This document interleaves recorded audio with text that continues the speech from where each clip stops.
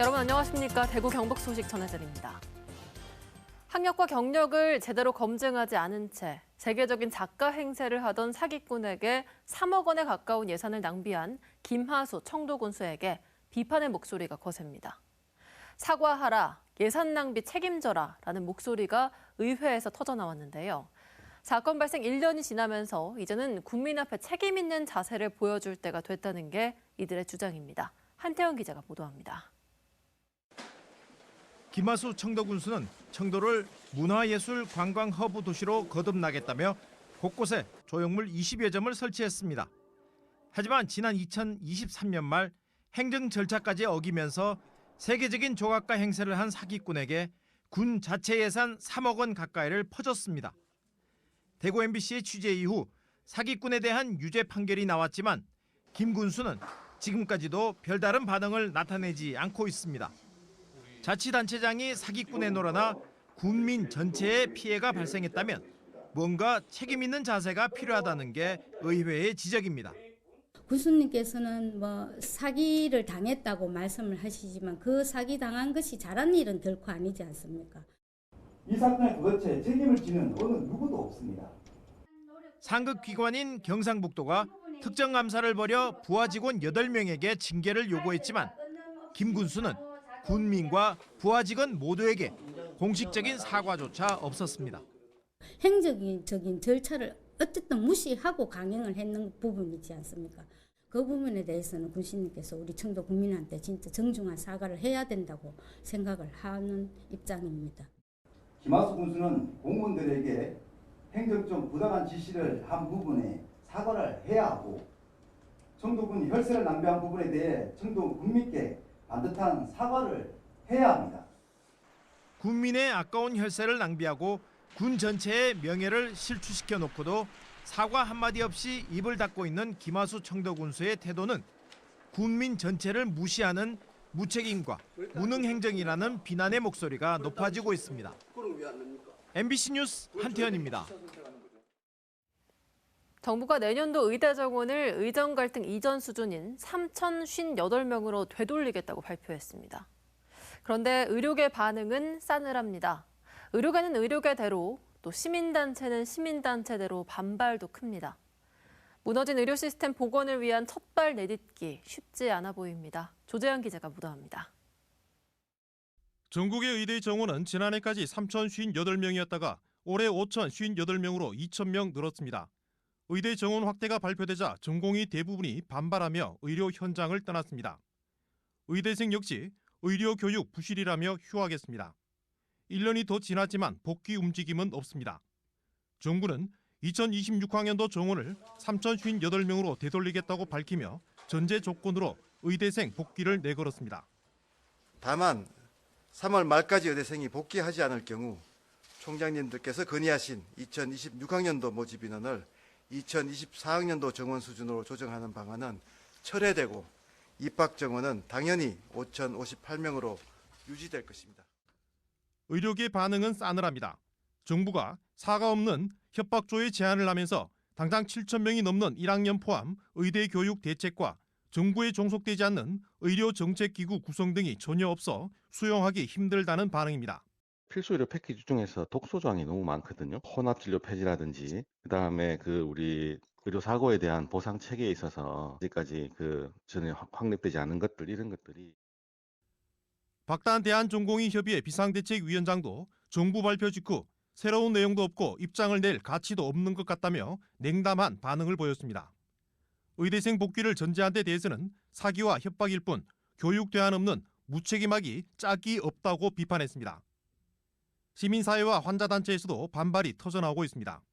경실련은 의대 정원 확대는 국민의 생명과 안전을 지키기 위한 중대한 정책이라며 언제까지 집단행동에 질질 끌려 다닐 것이냐고 의료계와 또 다른 비판을 냈습니다. 의료 대혼란 1년여, 정부는 의대생 복귀를 전제로 원점 회기를 선언했지만 의료계와 각계의 반발로 의료 정상화를 위한 첫발 내딛기는 여전히 쉽지 않아 보입니다. MBC 뉴스 조재한입니다. 앵커브리핑 시작합니다. 정치는 소신이 생명이다라는 말이 있습니다. 정치인이 신념과 원칙을 지키며 어떤 외압에도 굴복하지 않고 양심에 따라 의사를 표명하며 정치에 참여해야 한다는 의미를 담고 있습니다. 그러나 탄핵 정국 속 정치권은 그 어느 때보다 소신의 야박한 모습입니다. 윤 대통령 부부의 공천 개입 의혹을 수사하는 명태균 특검법. 지난 2월 27일 재석 274명 중 찬성 182명, 반대 91명, 기권 1명으로 국회 본회의 문턱을 넘었습니다. 국민의힘은 명태균 특검법에 대해 반대 표결을 하는 부결을 당론으로 정했으나 김상욱 의원은 혼자서 찬성표를 던졌습니다. 이후 권성동 국민의힘 원내대표는 김상욱 의원에 대해 당원으로서 소속당에 있는 국회의원으로서 잘못된 행태라고 비판했습니다. 이어서 여러 차례 걸쳐서 당론을 위배해서 투표했는데 앞으로는 당원으로서 당론을 따라주기를 촉구한다고 말했습니다. 헌법에는 정당 정치의 원리와 국회의원의 소신과 관련한 규정이 모두 나와 있습니다. 헌법 제8조는 정당은 그 목적, 조직과 활동이 민주적이어야 하며 국민의 정치적 의사 형성에 참여하는 데 필요한 조직을 가져야 한다는 정당 정치 국가의 원리를 담고 있습니다. 또 헌법 제46조는 국회의원은 국가 이익을 우선해 양심에 따라 직무를 행한다고 규정하고 있습니다. 국회의원이 당론에 따를 수도 있지만 하나의 헌법기관이자 국민의 대표로서 양심에 따를 자유도 있는 겁니다. 그렇다면 우리 정치의 현주소는 어떨까요? 국회의원 개개인이 헌법기관이라지만 의원 개인의 소신은 용납하지 않고 당론을 기준으로 단일 대우를 강조합니다.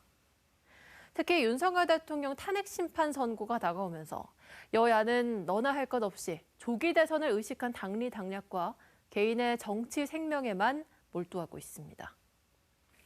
지난 8일에는 내란 우두머리 혐의로 구속 기소된 윤석열 대통령이 법원의 구속 취소 결정과 검찰의 즉시 항고 포기로 구속된 지 52일 만에 풀려났습니다.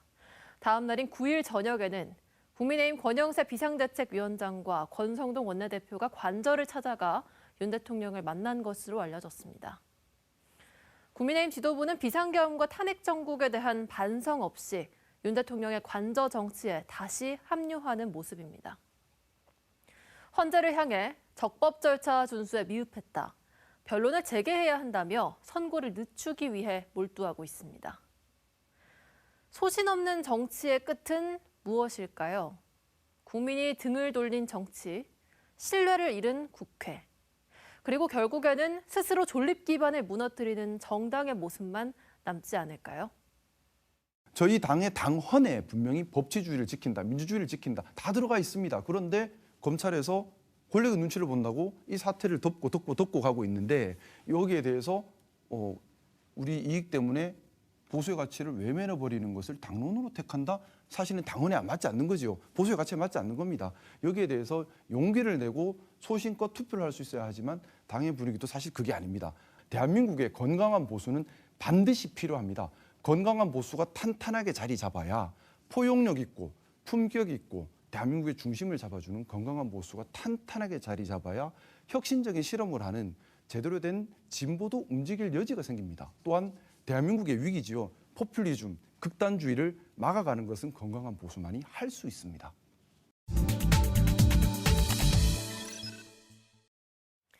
새 학기가 시작됐지만 올해 신입생이 없는 경북의 학교가 50곳 가까이 됩니다. 경북교육청은 이런 작은 학교들에서는 정상적인 교육과정 운영이 어렵다며 통폐합을 본격 추진하겠다고 선언했습니다. 임종식 교육감 취임 이후 본격화된 작은 학교 살리기 사업이 6년 만에 사실상 종료되는 건데요. 적잖은 반발도 예상됩니다. 이도훈 기자입니다. 개교 100주년을 앞두고 있는 봉화 소천초등학교. 오랜 전통을 자랑하는 소천 지역의 유일한 본교지만 전교생이 4명뿐인 작은 학교입니다. 올해는 신입생도 없어 2학년 이지호 군이 학교 막내입니다. 친구가 적어 아쉬울 법한 학교 생활인데 선생님의 관심 덕분에 다행히 허전함은 덜합니다. 밀착 지도에 아이가 공부에 흥미를 느끼자 학부모는 작은 학교에 대한 만족감이 큽니다. 저희 큰아이는 서울에서 다녔는데 선생님들의 관심을 이만큼 받거나 아니면 친구 간의 유대관계도 이것보다 좋진 않았었거든요. 선생님들께서 챙겨주시는 그런 것도 상상 이상의 도움을 받고 있거든요. 하지만 지호군이 정든 소천초등학교에서 졸업까지 할 수 있을지는 불투명합니다. 경북교육청이 소규모 학교를 통폐합하는 TF팀을 가동하겠다고 밝혔기 때문입니다. 학생 수가 너무 적으면 학년이 다른 아이들이 한 반에서 수업을 듣는 복식 학급이 많아지고 학생 간의 선의의 경쟁이 이뤄지지 않는 등 교육의 질이 저하된다는 이유에서입니다. 계속 이렇게 저희가 통폐합은 추진을 해왔고 어떤 경쟁력이 있는 학교 아니면 통폐합으로 가야 되는 그런 부분 이런 부분들을 실제적으로 다시 한번 재정립하면서 가보자. 지난 10년간 도내 초중고 학생 수는 5만여 명이 사라졌는데 5년 안에 추가로 5만 명이 더 줄어들 걸로 경북교육청은 추산하고 있습니다. 감소 속도가 더 빨라지고 있는 겁니다. 경북교육청은 지역 사회의 충격을 감안해 통폐합 기준을 교육부 권고안인 전교생 60명보다 크게 낮은 전교생 15명 이하로 잡았습니다. 해당 학교는 봉화 소천초등학교를 포함해 초등학교가 54곳, 중학교 25곳으로 모두 79곳입니다. 이 학교들을 대상으로 6월까지 설명회를 연 뒤 8월 안에 통폐합 대상을 결정할 계획입니다. 학부모 60% 이상 찬성이란 조건을 제시했지만 반발도 예상됩니다. 학교는 사실은 이제 학생들이 공부하는 곳이기도 하지만 우리 또 지역 사회의 어떤 기관이기 때문에 우리 학교가 만약에 없어진다 그러면 지역 사회가 항폐화되고 또 공동화가 더 심해져서 젊은 사람들이 더 와서 살 수 있는 공간이 더 없어진다고. 소규모 학교 통폐합을 전담하던 경북교육청의 적정규모 학교 육성 추진단이 폐지된 건 임종식 교육감 취임 이듬해인 지난 2019년입니다. 이후 경북교육청은 자유학구제 도입 등 작지만 강한 학교를 조성하겠다는 목표 아래 작은 학교 살리기에 상당한 예산과 인력을 쏟아왔습니다. 하지만 심각한 학령 인구 감소와 교육부의 교원 정원 감축, 교육재정 교부금 축소가 이어지면서 결국 6년 만에 학교 통폐합 기구를 재가동하는 상황으로 떠밀리고 있습니다. MBC 뉴스 이도은입니다. 경주시 서면의 한적한 시골 마을에서 산림을 훼손하고 수백 톤의 폐기물을 불법 매립한 현장이 확인됐습니다. 폐기물 매립지 바로 아래에 40헥타르 면적의 친환경 벼 재배 단지가 있는데요. 농민들은 침출수가 흘러들진 않을까 걱정하고 있습니다. 김형일 기자입니다. 시커먼 색깔의 폐기물이 땅속에서 발견되고 심한 악취가 발생하고 있습니다. 계곡 아래쪽에는 폐기물 침출수가 계속 흘러나오고 있습니다. 2달 전부터 이곳에 불법 매립된 폐기물의 양은 800여 톤으로 추정되고 있습니다. 외지인이 버섯 재배사를 하겠다고 신고한 이후 폐기물이 불법 매립됐습니다. 처음에는 작게 버섯 재배사를 하는 줄 알았는데 지금 보면은 이 폐기물이 엄청나게 많이 들어와 있거든요. 근데 이 폐기물이 지금 보면은 어제 비 와서 그런데 오염이 다 됐거든요. 폐기물 매립지를 조성하면서 4,400여 제곱미터의 산림도 불법 훼손한 사실이 확인됐습니다. 가까운 농경지와의 거리는 500여 미터. 서면 일대 농업용수를 공급하는 심곡 저수지도 불과 3km 거리에 위치해 있습니다. 이 물이 지금 어디까지 가노 하면 경주 시내까지 갑니다. 서면, 근천 전부 다 이 물로가 농사를 짓는데 이 물이 실제로 우리 후대자 때 몇백 년이 갈지 모릅니다. 이거 빨리 원상복구를 해야 되지. 더구나 인근에 40여 헥타의 친환경 벼 재배 단지가 조성돼 있어 집중호우로 많은 양의 침출수가 유출될 경우 농경지 오염 피해가 발생할 수 있습니다. 친환경 단지가 한 4, 50년 좀 넘었는데 한 50년 가까이 되는데 그러면은 이 물이 들어가면은 친환경이 안 됩니다. 그래 농각은 막대한 피해고. 경주시는 폐기물 불법 매립과 불법 개발 행위에 대해 원상복구 명령 등 행정 처분과 함께 경찰에 고발 조치했다고 밝혔습니다. 위반 사항에 대해서 경주경찰서에 고발 조치했으며 폐기물 관리법을 위반해서 사용한 물량을 전량 적정 처리토록 조치 명령 처분한 상태고요. 추가 물량이 반입되지 않도록 해당 현장을 철저히 관리하도록 하겠습니다. 하지만 불법 매립됐다는 800톤의 폐기물의 양이 추정치에 불과해 더 많은 폐기물이 매립돼 있을 가능성이 있고 정확한 폐기물의 성분도 아직 밝혀지지 않은 상태입니다.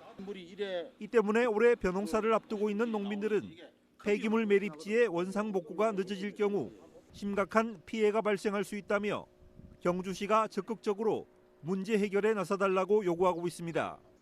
MBC 뉴스 김형일입니다. 윤석열 대통령에 대한 탄핵 심판 선고를 앞두고 대구에서도 대통령의 파면을 촉구하는 시위와 집회가 이어지고 있습니다. 대구 촛불행동과 대구시국회의는 오늘 오전 8시 범어 내거리에서 오후 6시에는 동성로 CGV 한일극장 앞에서 윤 대통령 구속 취소 결정을 규탄하고 대통령의 즉각 파면을 요구하며 피켓 시위를 벌였습니다. 오후 7시부터는 동성로 일대를 행진하며 헌법재판소의 탄핵 인용을 촉구했습니다. 시국회의 등은 윤 대통령이 파면될 때까지 매일 거리 시위와 집회를 이어갈 방침입니다. 대구시가 2035년까지 3천억 원을 투입해 섬유 패션 산업 르네상스 사업을 추진합니다. 미래 신산업 연계기술 융합 소재 육성 1,000억 원, 순환경제 디지털 전환을 통한 생산 고도화 1,100억 원, 지역 브랜드 구축 비즈니스 활성화에 400억 원, 융복합형 핵심 인재 양성에 500억 원을 투입합니다.